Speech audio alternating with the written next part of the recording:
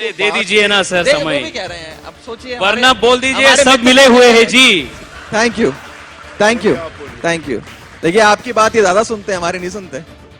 ताकत है आपकी जबान में।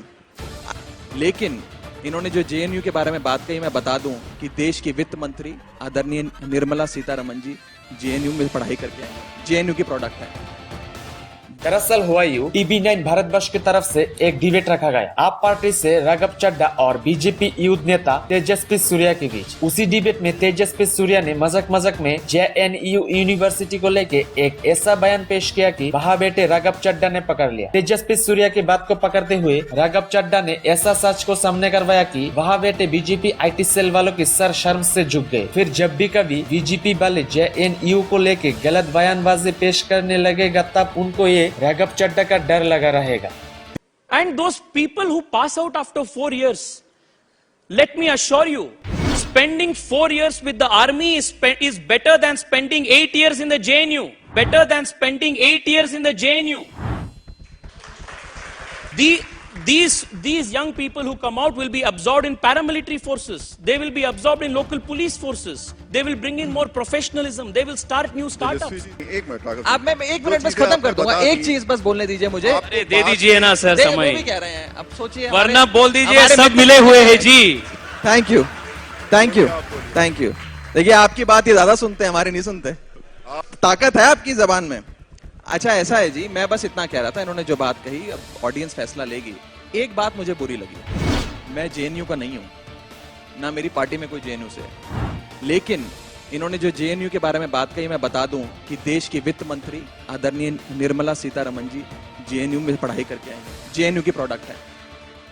देश के minister of external affairs Jaishankar साहब जेएनयू में पढ़ाई करके आए हैं। अगर इन्हें लगता है कि 8 साल जेएनयू में पढ़ने के बाद सीतारमण जी और जयशंकर साहब अच्छे शख्स नहीं है, अच्छे व्यक्ति नहीं है, कॉम्पिटेंट नहीं है, कैपेबल नहीं है, तो उन्हें हटा दीजिए। लेकिन ऐसे राघव जी, ऐसे आप अपने मी- बड़ों के बारे में, अपने ही केंद्रीय मंत्रियों के बारे में ऐसी भाषा का इस्तेमाल करते हैं, मुझे अच्छा नहीं लगा। मैंने कहा आप युवा हैं, आपको मैं एक युवा होने के नाते सलाह दूं कि ऐसे अपनी ही निर्मला सीतारमण जी और अपने ही जयशंकर साहब के बारे में नहीं बोला करते। राघव जी, ये राघव चड्ढा यही तक नहीं रुके। भाजपा वाले जो देश के युवा को गलत दिशा पे ढकेलना चाहते हैं, उसी बात को पकड़ते हुए सबके सामने ये तक बोल दिया कि बीजेपी वाले सिर्फ चाहते हैं देश के युवा पढ़ाई में अपनी टाइम मत जाया करे, क्योंकि युवा अगर पढ़ाई कर लेता है तो भाजपा वाले अपने अंधभक्त की फौज खड़ा नहीं कर पाएगा। इसलिए भाजपा वाले हर वक्त शिक्षा छोड़ के युवा को हिंदू मुस्लिम में उलझाए रखते हैं, जिससे देश की भविष्य और भी गर्त में ढकेला जा रहा है। और इससे अंधभक्त की सेना सच छोड़ के व्हाट्सएप पे ज्यादा भरोसा रखते हैं और उसी को सच मानने लग जाते हैं।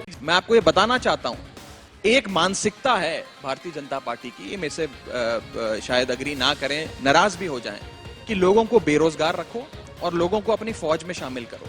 अब क्योंकि तेजस्वी जी यहाँ बैठे हैं तो मैं हल्का सा इस बात पे इसको रेखांकित करना चाहूंगा कि एक मॉब लीड करके तेजस्वी जी और इनके लोगों ने दिल्ली के मुख्यमंत्री अरविंद केजरीवाल जी के घर पे हमला किया।